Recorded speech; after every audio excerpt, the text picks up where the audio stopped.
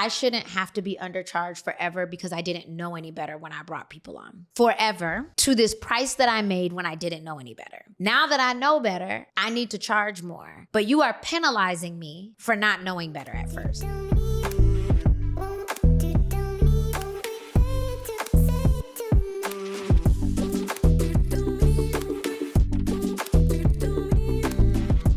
Y'all, we are back for another episode of Rich in Real Life. And I am really excited today because as a business owner, something I've had to and adopt to is thinking bigger, manifesting big, dream big, think outside of myself, kind of allow God to illuminate the path and step into it. And that's really great.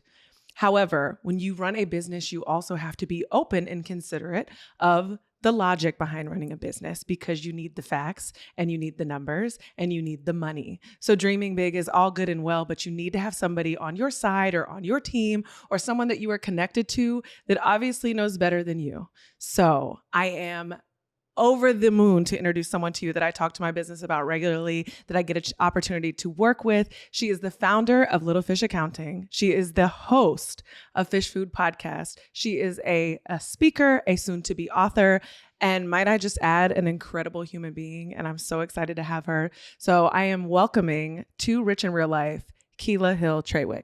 Thank you. I am so excited to be here. Y'all, this is about to get real thick. Prepare yourself. So this is where I have to start. I've had the amazing opportunity of working with you through your podcast, learning about your business. I have friends and clients that are your clients. I know the way you lead us around, everyone around. And the reality is that the internet and all of the internet experts are telling us that our goals should look like $1 million, that you don't have a successful business until you make $1 million. I remember years ago, I was at a retreat in Mexico and a woman sat up there and they were like celebrating her for hitting that 7-figure mark. And when they said, how does it feel? The first thing she said on stage that nobody was prepared for was, I made 500,000 last year and we made $1 million this year. And I've got to be honest, there wasn't much of a difference besides more staff and maybe a 5 to 10% increase in profitability and a hell of a lot more problems. Correct. And I was like, oh shit. Yeah. So wait, are we all dreaming for something that we might need to be mindful of that we don't need or want or not right now? Yeah. And so I get to have these continued conversations with you on the back end of really seeing what this looks like. Yeah. And you are big on this. So can you kind of just jump into working with business owners, helping them get clear on what they want and why that 7-figure mark might not be for them yet? Yeah, absolutely. All right. So I run a CPA firm called Little Fish Accounting, and we serve tiny businesses. And for us, that means that they are professional service providers with one owner and teams of usually less than 15. And one of the things that I like to bring up a lot is that small business doesn't mean small time. We've got clients who are making $500,000 a year. We have people who are making multiple 7 figures a year. And it doesn't always look the same for everyone. So a couple of things that I like to think about with that are, one, revenue isn't profit, right? So if you make $100,000 and you only spend $10,000, you are doing much better than if you make $1 million and you spend $999,999. Like the money that's left over is not the same as the money that you bring in. And so a lot of people take for granted that they're going to make more in revenue, that they are gonna not also increase on their expenses. And so I like to talk about the fact that like you could probably keep more money in your pocket if you were making less, because every time you make an additional dollar, especially for professional service providers, you get to a place where you need to hire more help in order to get that done. And that costs money. Girl, I don't even know which direction to go in because as a business owner, I'm constantly experiencing this. And I hate now, I'm in year 4, and I hate when people are like, oh, you just need a sales team. And I'm like, no. Oh, people love to tell you to delegate. Oh, just hire somebody. Right. And I'm like, they have to be excellent, one. And 2, where do these people come from? Where do I get the money to pay them? How do I know what jobs I'm even hiring for? Like when your business is small, you are hiring people as departments. So you're not hiring a sales team probably. You're hiring like a salesperson who is excellent and going to take care of all of the things that if you were working in a corporation, there'd be like 10 people on the team that would be taking care of. So you are the department head. You are. And the thing about that is too, as the founder, you're usually the first person in that position. So before you can delegate, what systems are you using? What Baby, I've been work? everything. Listen, I've been everything from the CEO to the janitor. Correct. Fix the computer, IT, all the things. Correct. And that's how you know when you hire IT what they need to be doing for you. Because if you just go out up front and hire a group to take something off of your plate, but you don't know how to do it, how do you know that they're doing their job? Like, how do you know that it's right? There's all these pieces that you need to get your hands dirty in before you delegate it, but eventually you need to delegate it. So one of the things I think that you are really great at, I'm going to call it a term, you may call it something else, is like capacity planning. Yeah. Because again, and I'll use my business as an example, we sell what I would consider a high ticket-ish item. Mm-hmm. And people are always like, oh, well, if you just got 4 or 5 more of those, you would make so much more money. You could make more profitability. And I'm like, pause. You know how much the work answer is that not takes? a sales team, because that's more work, more time. And I need, every time I get 2 or 3 new clients, I need 2 or 3, 4 more team members to manage bringing in those new clients. I'm in a phase right now where I am trying to create perfection around the systems that I have that make the clients that I have a really great experience. And so I don't want to then front load that just because money's knocking on the door all the time. The thing that I want to add to that too is when we talk about how much money you make and we talk about like how much your goal is for the next year or the year after, one of the questions that I often ask is, how did it feel though? Like if you made more money than you ever did this year, but that shit felt miserable, why you want to do that again? Like, do you want to increase that? Do you want to double that? Or do you want to stop and say, if I make exactly the same this year as I made last year, but I have better maintenance, I'm taking better care of my clients, I'm charging in a different way, I got to take more time off. That's a much better life than I doubled our revenue, but I never got to be off. I didn't take any vacations. All I did was work. It's like, okay, yay for more money. And also, this sounds terrible. What was the point of leaving to work for yourself if it was going to feel like trash? And so when I think about making additional money, to your point about getting the systems in place and getting the team in place, it's like, do that while you're making, quote, less. While you're at a place where you can take this many clients and Superserve them and take really good care of them. And if you build all of that out, the next time you want to double your client roster or double your team size, the foundation is already there. If you don't have that, you can make the money. Like, you can always make the money. There are services you don't even do that you could do and get paid for them. Correct. But you don't want to. And if you don't want to, and you know what you're trying to get to, how do you get really good at that? And then the money flows from it, as opposed to, I'm just trying to get as many dollars as possible. Hi, my name is Jessica Hurley, and I just welcomed you to my therapy session. This is my therapy session because you said so many things. I was like, shit, okay, yep. You can stop yelling at me now. There's so much to pick apart in what you just said. And all I could think about as you were saying this was something that you said to me on a call one time. And it was advice that you were given. Mm-hmm. You said that someone, and correct me when I say this, it was something along the lines of like, you quit your job and now you hate what creative. Oh, my husband told me that. I was miserable. I was burned out. I was doing all of the services that I had promised that we were going to do. I was very excited about how we were taking care of people, but I was tired. I was working 16, 18, 20-hour days. I was barely getting sleep. I was working probably 6 to 7 days a week for months at a time. And I was miserable. And my husband was like, but you built this. Like, you had the opportunity to build whatever you wanted. The chills went right here. So listen, keep talking. And you built some shit you hate. You're the boss. You're the boss. You make all the rules. And you built a business that you can't stand. So do something different. If you made it like this, you can make it better, but it's all up to you. And I think a lot of times we treat our businesses like they're circumstantial.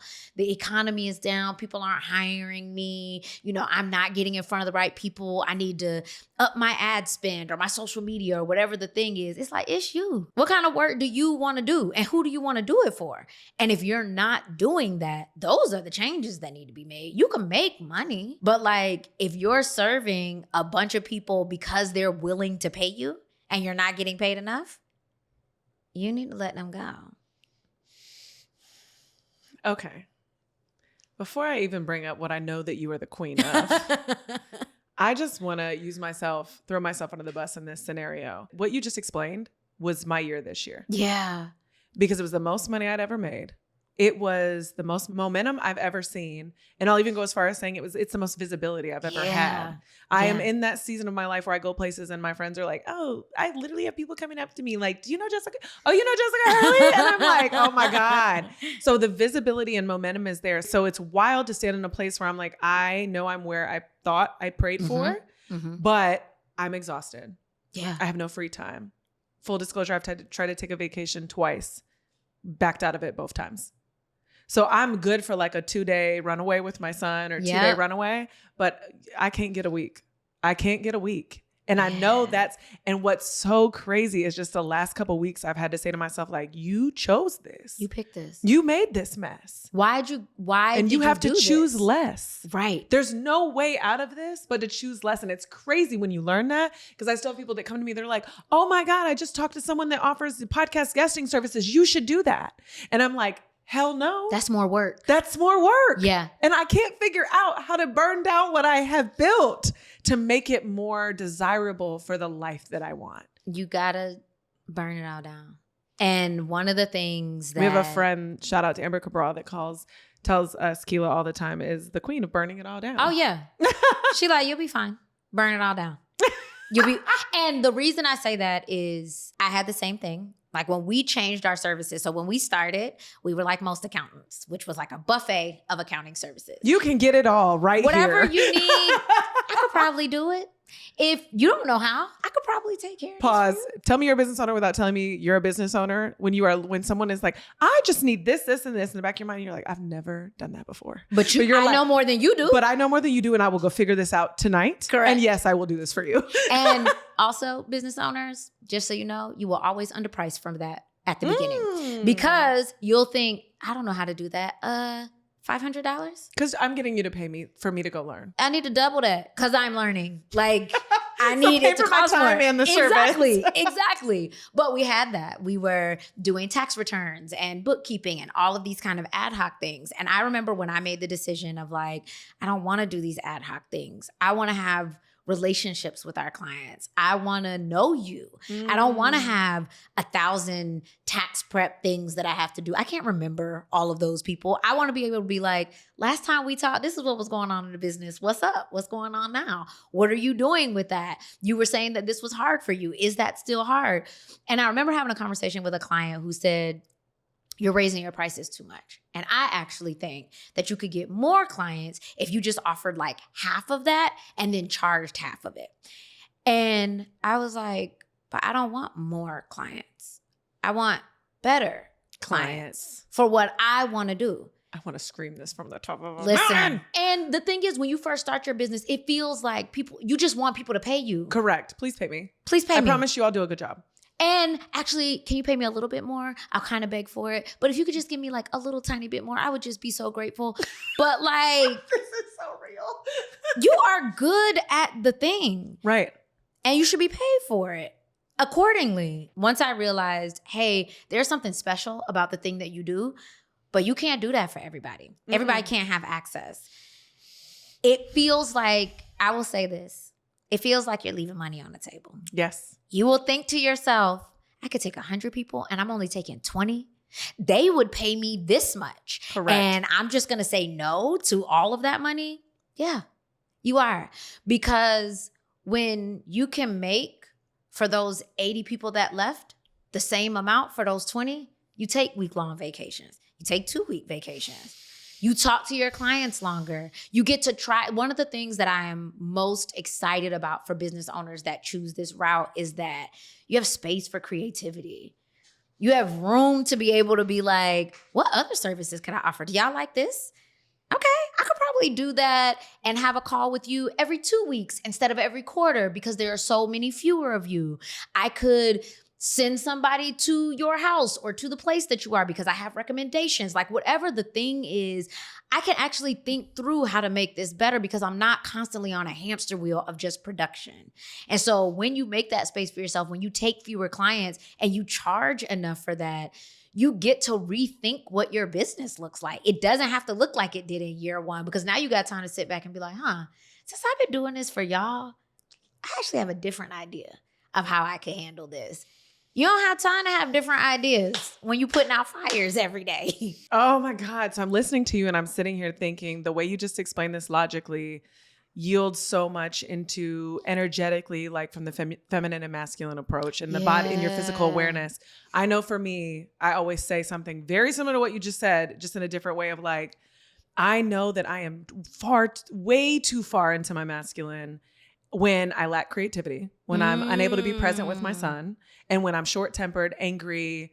I have like a very set of emotions when I'm too far by masculine, and I can't be creative. Yeah. And I know in order for me to be creative, in order for me to be present, I have to like lean into the femininity. I have to, and that starts with, I have to start saying no. I have to start accepting less. I have to make space for myself because it takes work. It takes work for me to be in, like, to lean into that side of myself. Yeah. And so if the minute that I'm like, I feel that I'm on a hamster wheel, I lack I'm like, oh, you are way too far in your doing. Yeah. You need to back off and get into your being. Yes. But and you're feeling. And you're feeling. Yeah. And you will back yourself into a corner of your business where you have learned how to effortlessly make money. Mm-hmm. You think you've learned how to effortlessly make money, but you will literally be saying yes to everyone and no to yourself. And here's the thing I want to add to that I hadn't thought about really this way before is that you can grow without getting bigger. So I think a lot of times when we think about creativity and all the things we want to do for our business, we are like, that's so that I can get big. Like I could serve this many people and then I can have a team of this many people. And then if I can do this, you know, if I can make 100,000, I can make 250,000. If I can make 250, I can make 500. And if I can take 10 clients and do well by them, I could get to 100 clients. Or you could just do really, really well for 10 at a time. And you could support them. And one of my friends, Nicole, says you can superserve them. Superserve. All of the things. And maybe you go from 10 to 20.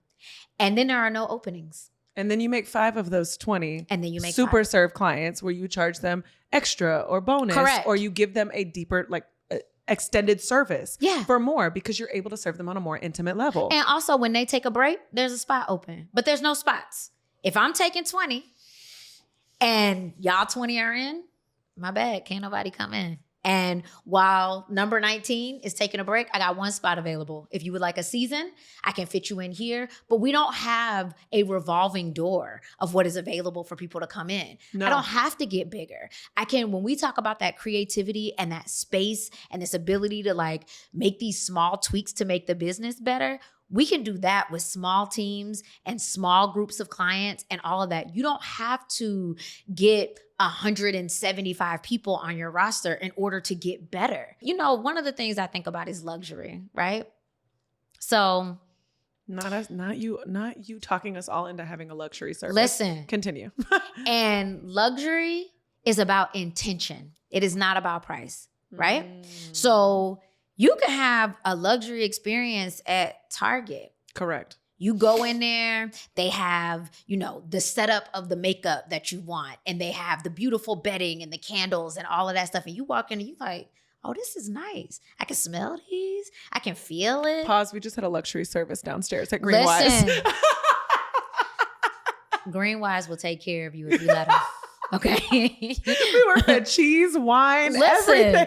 We had tasters. We had beautiful customer service. But the thing is, no matter what business you do, you can do that. Absolutely. There is a difference when you get onto a flight between what you experience on a Southwest versus a Delta. Correct. Right? Like, so my thing about luxury is this idea that you feel like the individual that is being taken care of. It is not transactional.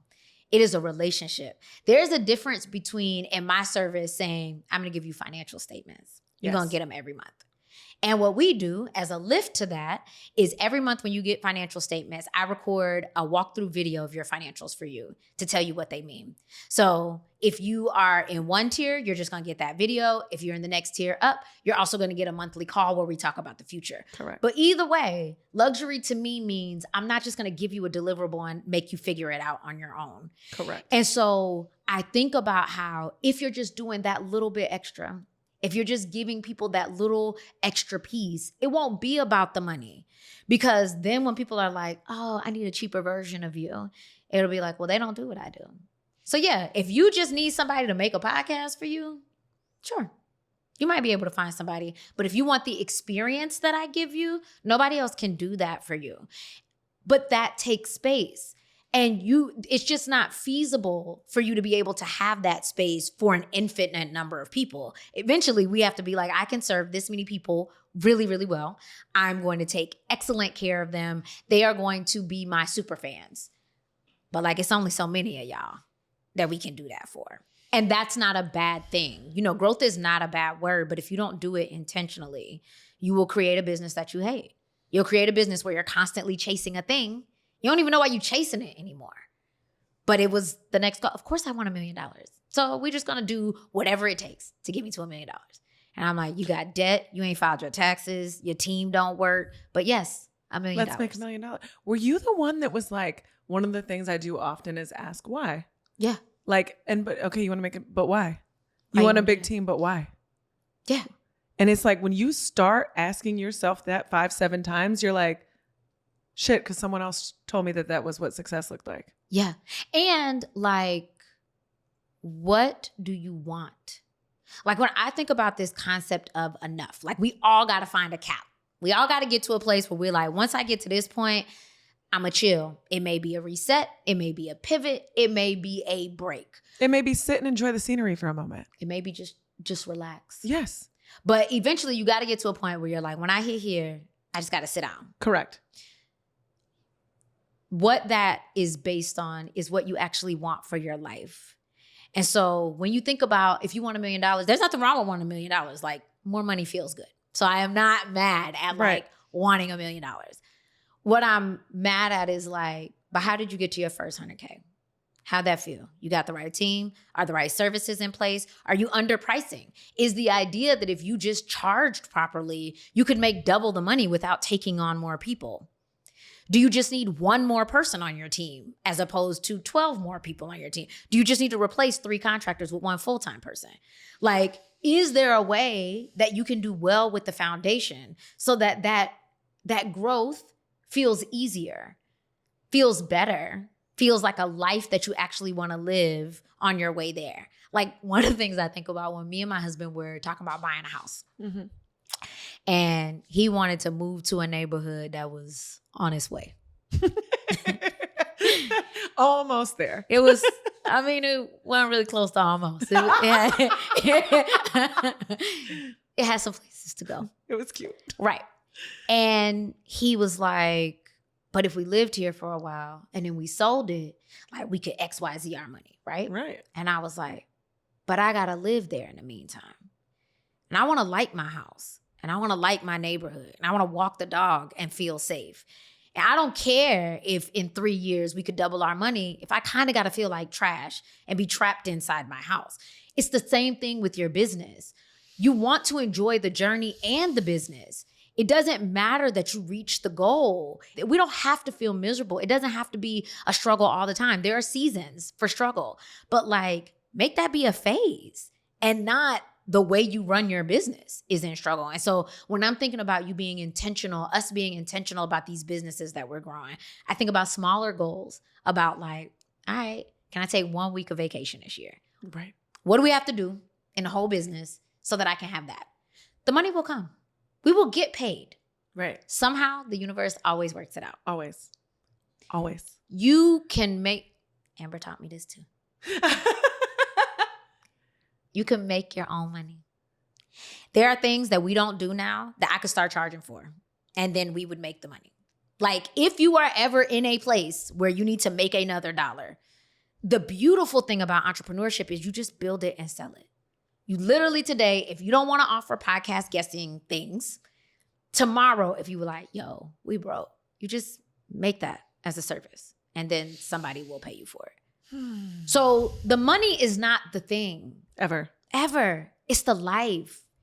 Because the money can't get you vacation. If you're making all the money in the world and you can't never take breaks, then what was the point? How do you get free in your business?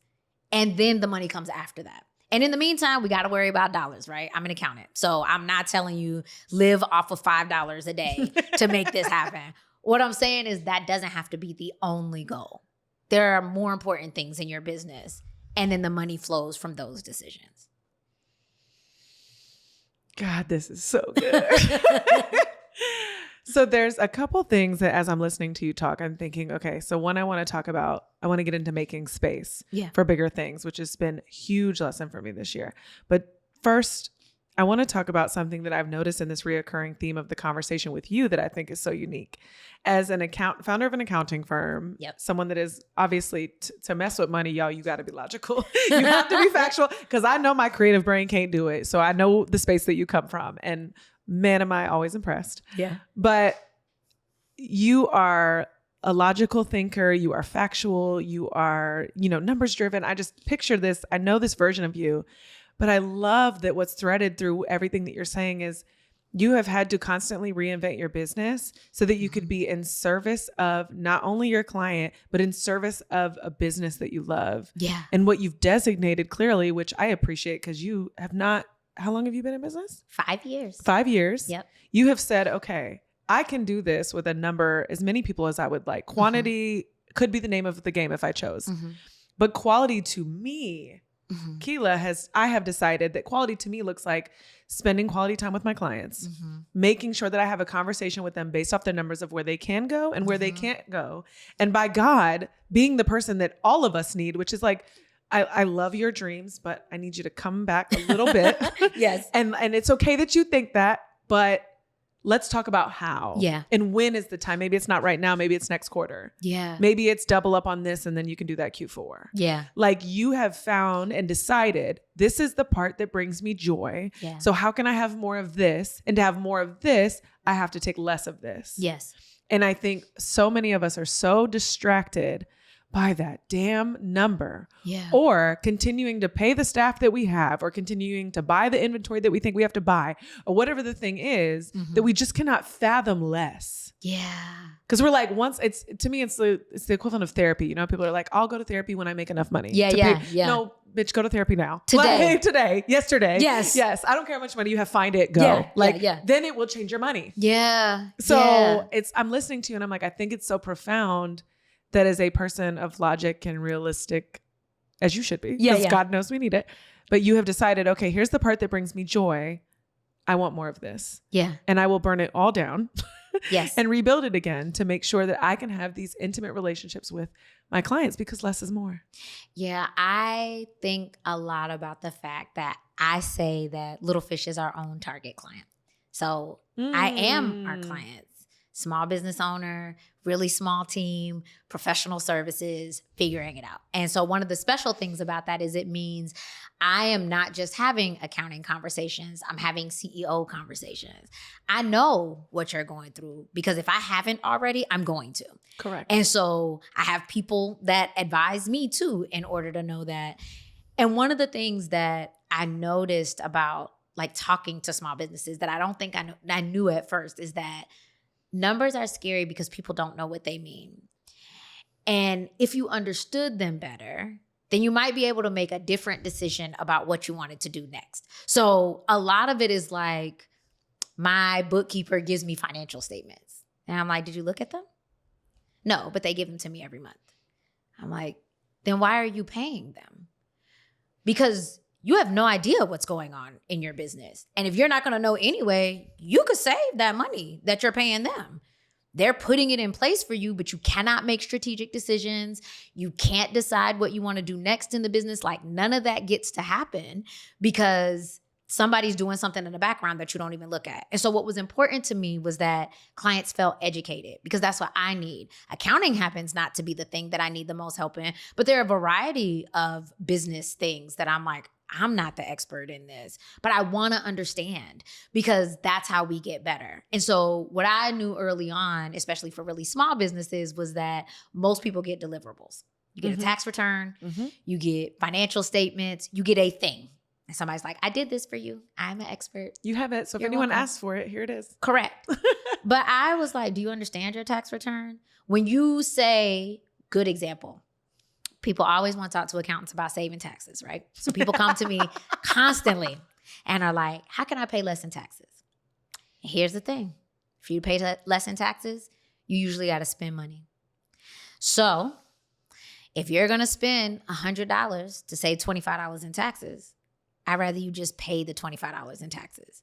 So my question when people say, how can I save on taxes is, how much money do you have in the bank? Because I can tell you all these ways to save money for your taxes in December, and you're going to have a light Q1. And all that money that you spent to buy 17 computers and pay yourself $38,000 in bonuses and spend all that. And then come January, you don't have no money in the bank. What are you going to do? What are you going to do? And so for me, it was more important that you had that we could have a conversation about like, yeah, a tax return. I'm going to do that. That's going to be fine. Right. But like, what are you trying to get in your business? How much money do you need to pay your team for 3 months? If you're going to take a month-long sabbatical next year, how many clients already need to be in your pipeline in order for that to happen? Taxes come after that. Because I need to make sure that you can sustain yourself, that you can make decisions about the big picture, and then I can give you tax advice that actually supports that. And so when I started thinking about that's how we can serve clients differently, it also helped me to think about other small businesses. And it's like, what would that look like for you? Ours happens to be tax returns or monthly financials or whatever the thing is. But like, how could you add a little bit more of your expertise and charge more for it so that you don't have as many people pulling on you in order for you to get paid? There's so much I could share about my business because, again, you are talking to me. This has been a rough year, and it's crazy to sit there and say, like, I feel so blessed because I, again, made the most money I've ever made, like had the strongest team, and I know there will be stronger A players to come, but like we have done things, we have gone places that I have dreamt and done that work. And I'm like, okay, we are here now. Yep. But to see that much money and have very little to show for it is far more threatening than any successful outcome that I could have bartered for, where I'm like, oh, that money came and went.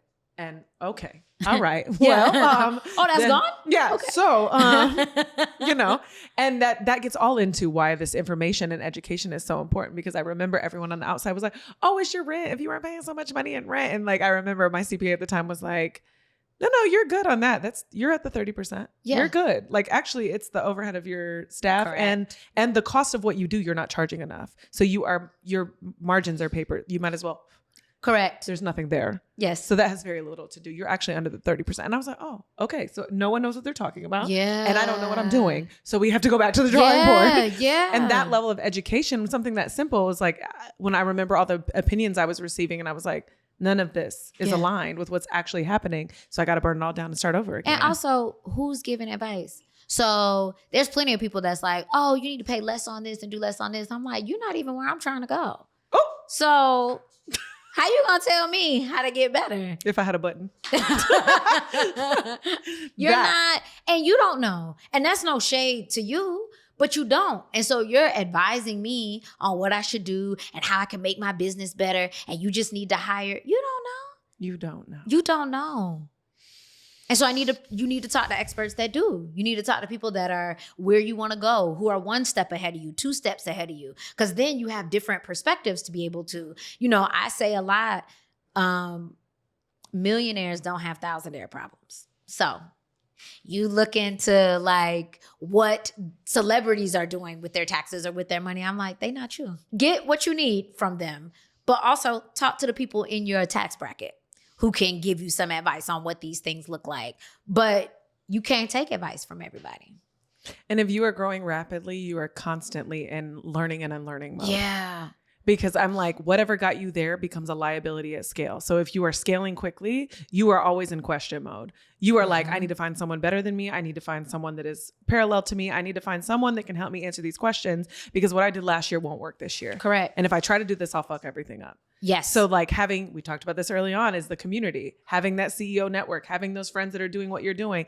I'm not asking my friends anymore. No. I'm asking my network. Also, let's be real clear.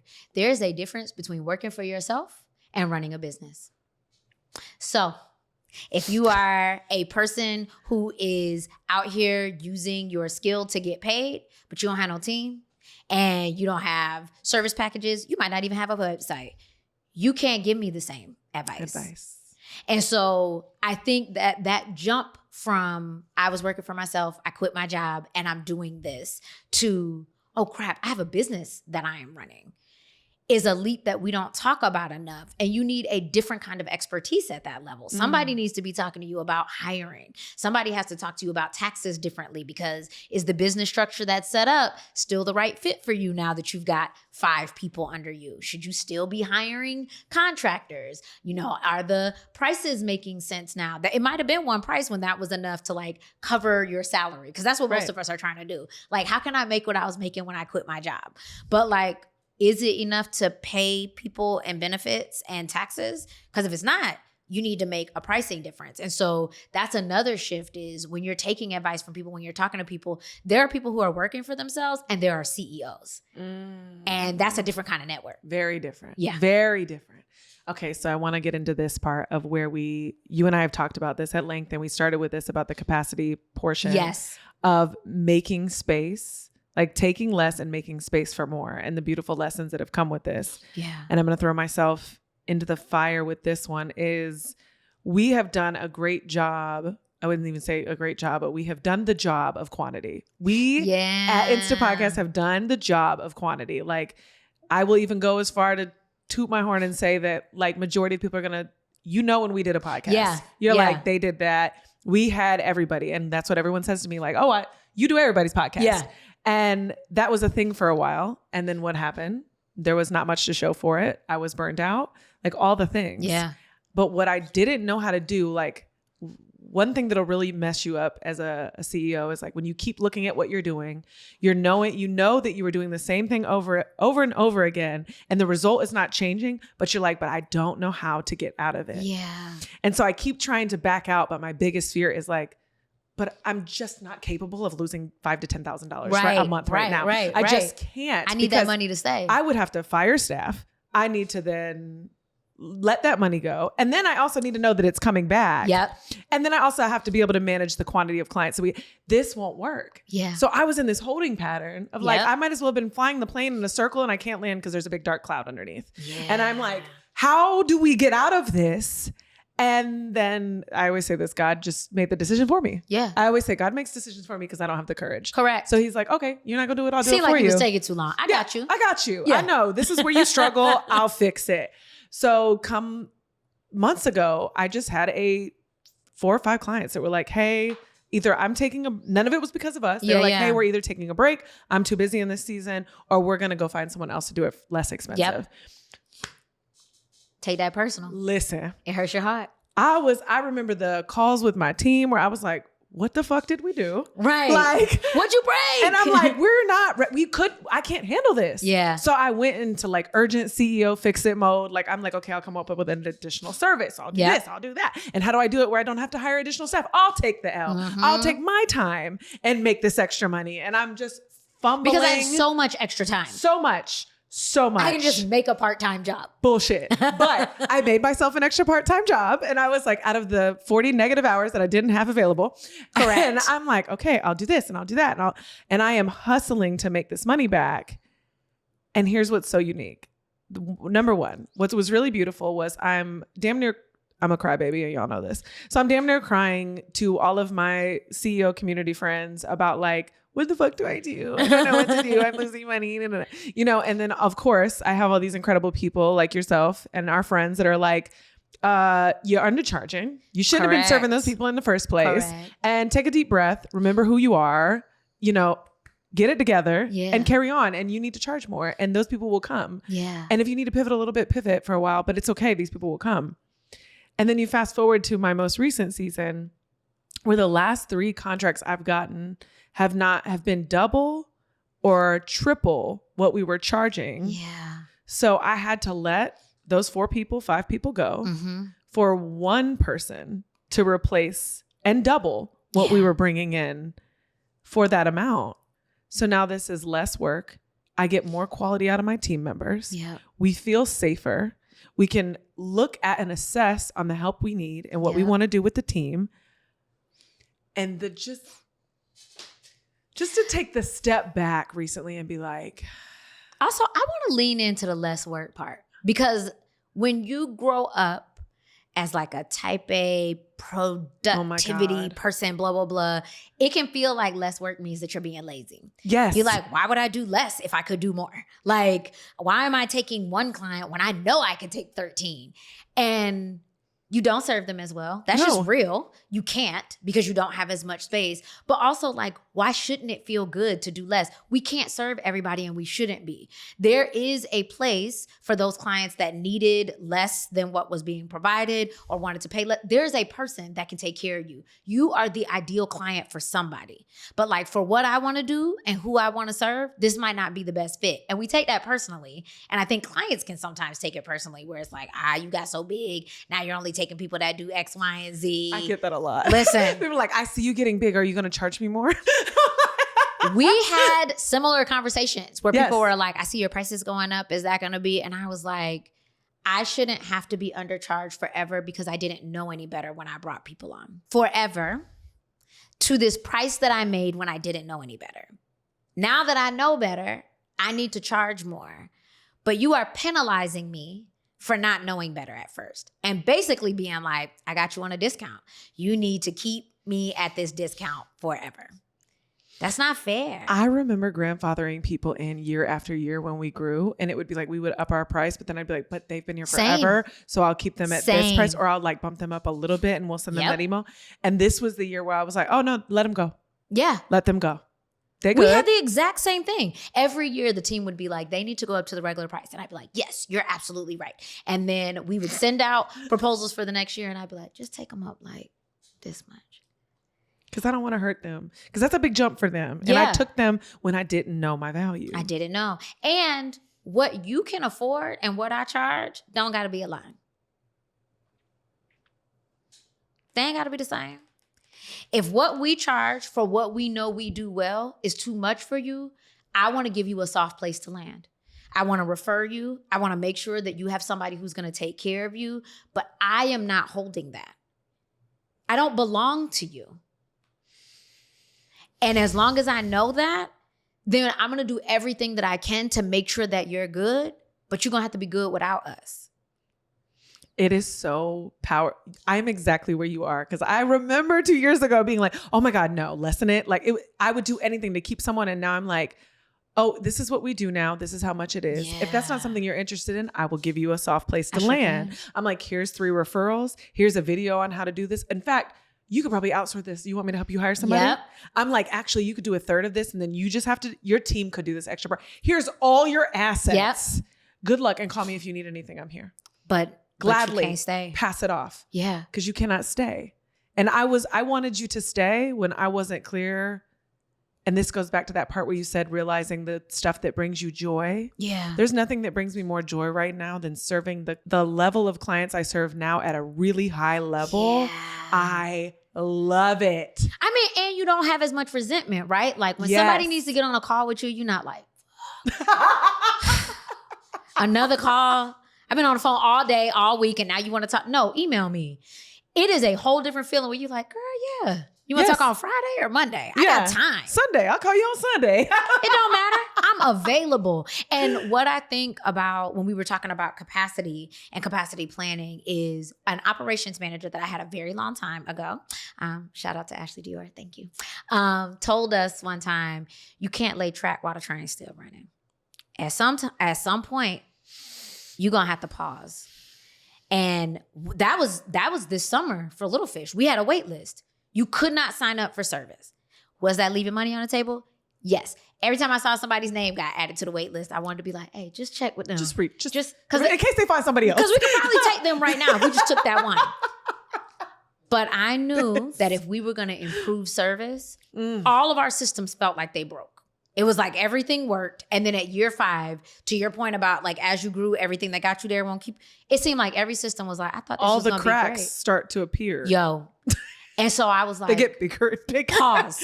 Everything. Stop. Yep. We're not taking on any new people. I don't care how much they're willing to pay us or what they would be willing to come in for. We're not taking on new people, and we are letting go of everybody who is not an ideal fit. And that is crazy. Now, here's where the accounting comes in. The reason I knew we could do that is because I knew how much money we had in the bank. I knew that if we didn't get another new client for the next 6 months, I could pay everybody and run the business. So know that. Know how much leeway you have. You may not have 6 months. You might got 6 weeks, but pause for that 6 weeks. Pause and get all your stuff in order, because when we reopened those doors, our messaging was clear. We were very defined on who we were going to take and who we weren't. And we were talking to the right people. There was no more of me jumping on free calls of people who just needed an accountant. It was like, we're specific about who we take. We're going to give you a luxurious experience, but we only giving so many people that. And I don't know that I would have understood how available that was to me if we hadn't taken a step back. Because as long as you're on the hamster wheel, you can't see through that cloud. You can't see what you're supposed to be doing differently, because it's like, yeah, I'll think about that. But I have 16 episodes that need to go out by Friday. I got 3 calls that I need to have tomorrow. 2 new people are trying to come on. And here is another thing that I want to make really clear, because I think for service providers, this gets missed a lot. You got to onboard people. So you think I'm going to get this new person in and they're going to pay me $2,000 a month. But like, first you got to get them in. And you got to get all their stuff, and you have to get all their documents, and you got to have these initial calls to get them started. And that's you. So you already full. And now these 3 new people that you're so excited that they're going to pay you money every month need you for the next month, 2 months, whatever your onboarding process is. And you do not have space to give that to them. That's why we paused. Is I was like, I actually can't onboard another person, because I'm so busy taking care of the people that we have, that if one more person signs on and I have to have a weekly call with them, which I love, but when am I going to do it? When would I talk to them? And I think a lot of us think we skip that step. We're like, they'll be in, and then my contractors will take care of them, or my team will take care of them, and it'll be like clockwork. We got systems. But like for the next 2 months, it's you.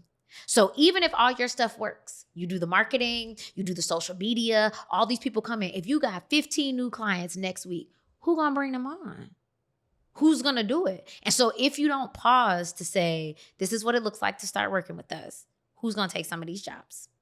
Who's gonna take some of these pieces? So that I make sure that starting to work with us feels just as good as working with us ongoing, feels good, just as good as if and when we have to offboard you. Like, all of that feels nice. And a lot of times I think that we're going towards a goal, right? You're like, I need this Instagram reel to pop off, or blah, blah, blah. And it's like, what if it worked? Could you do it? What if it worked? What if all the things that you're putting in place worked? You need 25 new clients this year. Boom, they here. Could you do the work? Do you have the systems in place? Do you have the systems to handle it? Do you have the team? Do you have the time? Because otherwise, when we go back to that why question, why? You think it's for money, but who gonna do it?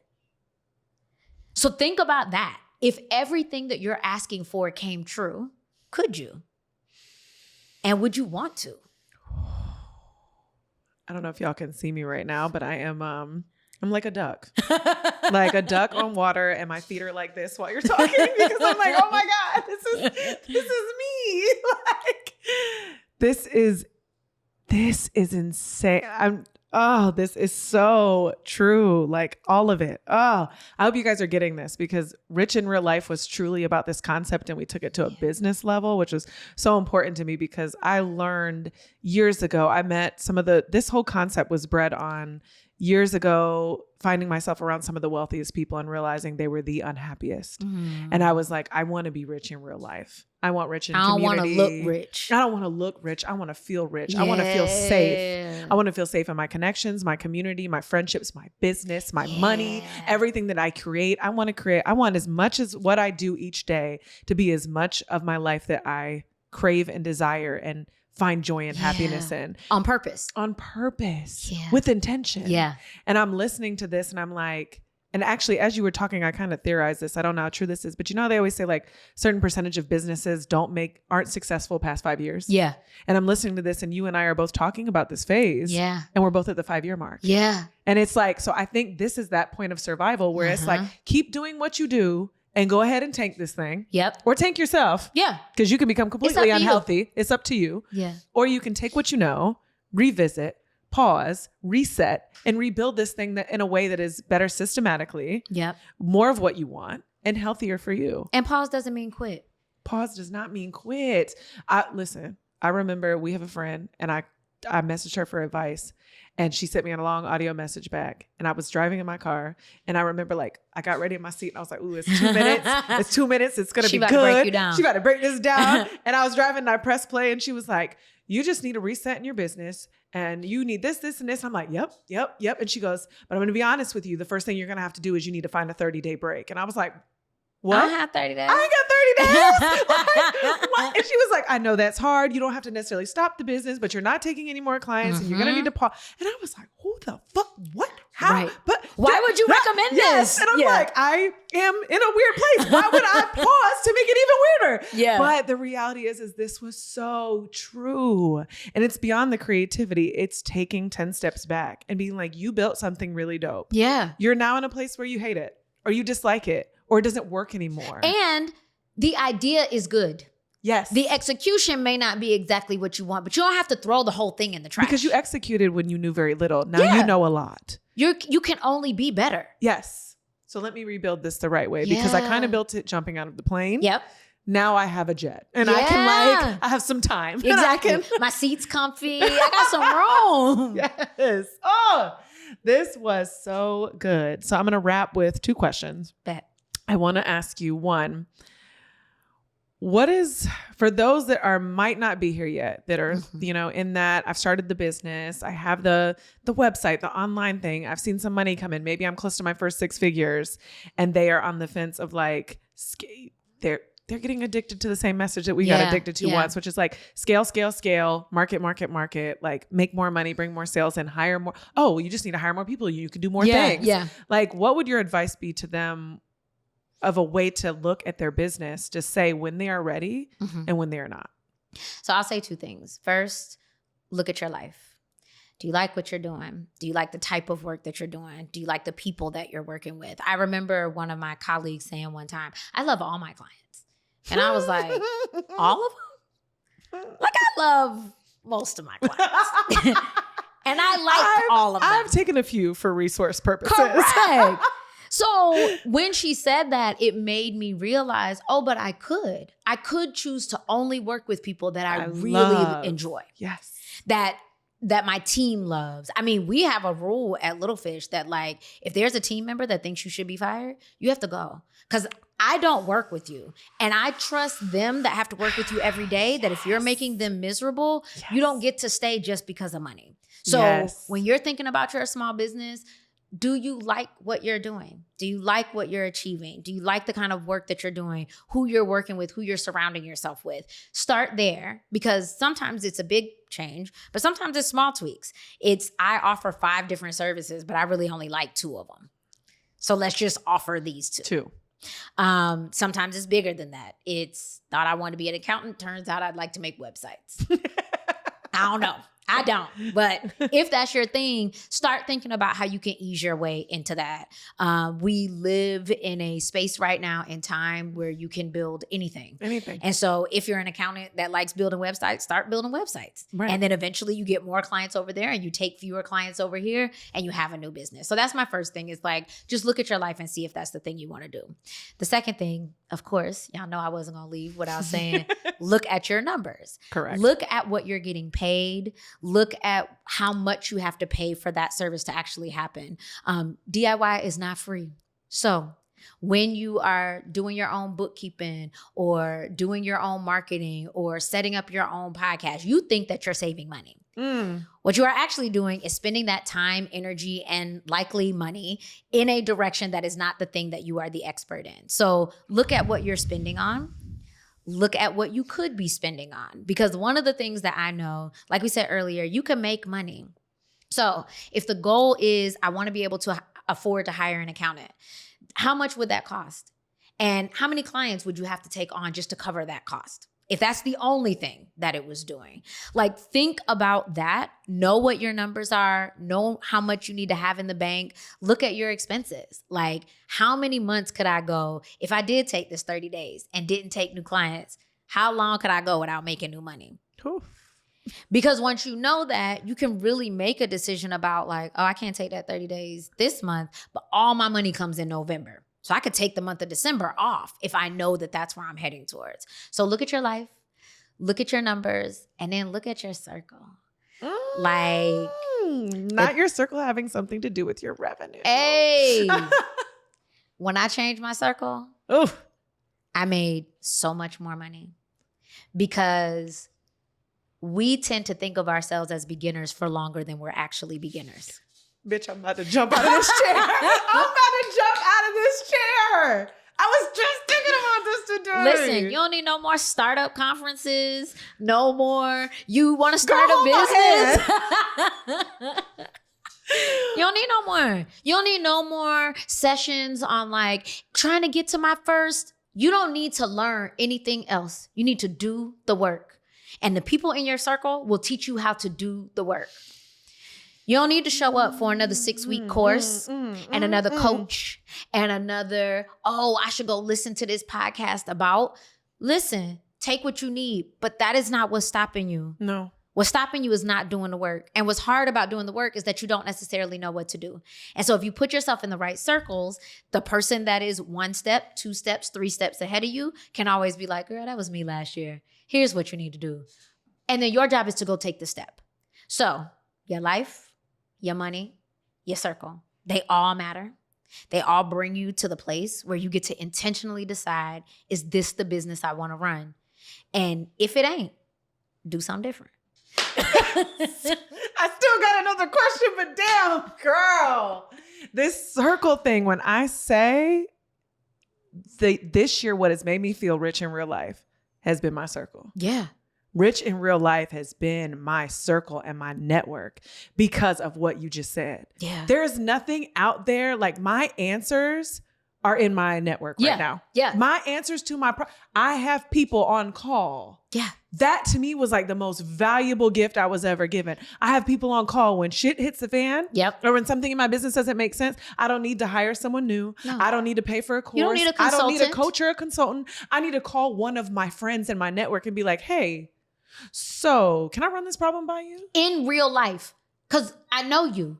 So when you bring it, you don't have to be like, so what's your business about? And so what goals are you trying to achieve? It's like, get right to the point. I got a question?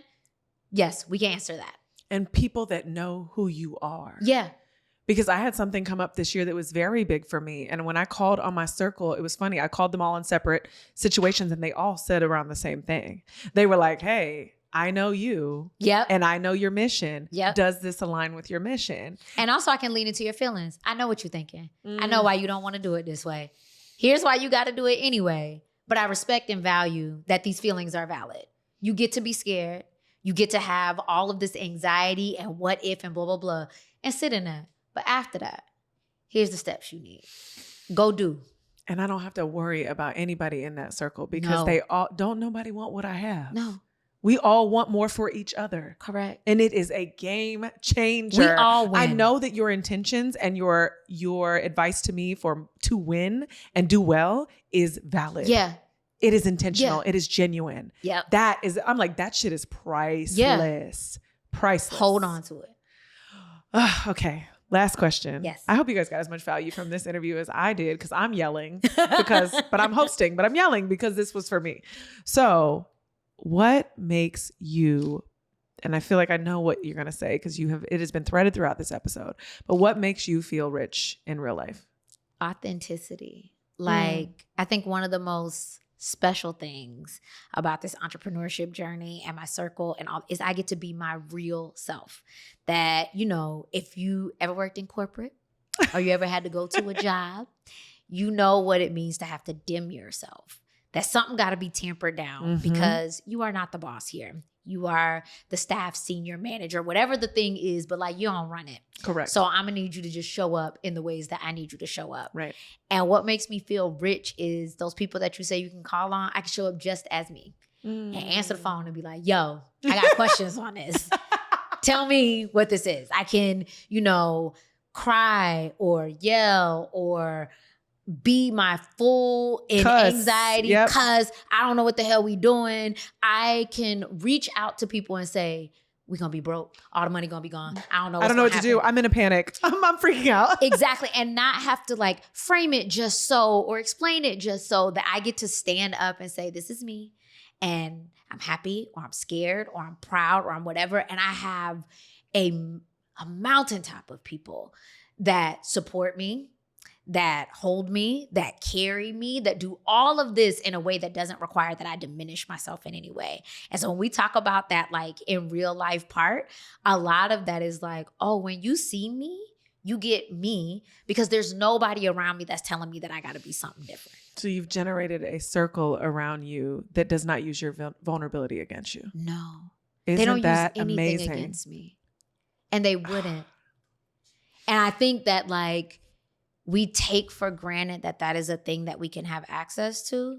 But once you have it and you know it's available, you can't see nothing different. You can't go back. The first whiff of somebody trying to use something, I got way better friends than that. I got way better friends. I start thinking about my circle. I'm like, none of them would talk to me. None like of that. them. So Not I can't one. let you in. Oh. Y'all, do you hear this? Keila Hill-Trawick. You're going to want to follow her after this interview. I know it because I hope it was as good for you as this was for me. Tell them where they can stalk you, follow you, learn more right now. And you're now offering services again. And I'm going to let this one out the bag, a soon to be author. Yes. So tell them where to find out more.